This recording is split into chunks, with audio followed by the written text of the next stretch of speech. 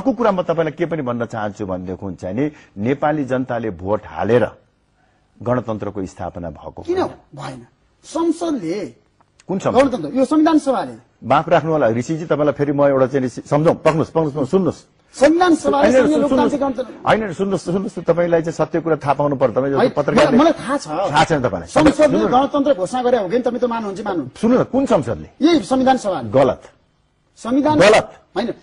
संविधान सभाले सुन्नुस् पहिला गिरिजाप्रसाद कोइरालाको जुन त्यतिखेर गिरिजाप्रसाद कोइरालाले संघीय लोकतान्त्रिक गणतन्त्रको कुरा गर्नु भएको थियो तर पछि यसलाई तपाईको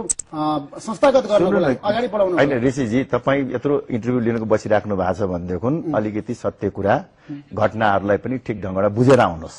हचुवाको ढंगबाट यो चाहिँ सत्य कुरा नगर्नुहोस् कमसेकम हामीसँग इन्टरभ्यु लिँदाखेरि तपाई सत्य कुरा बुझ्नुहोस् ल सुन्नुहोस् म भन्छु तपाईलाई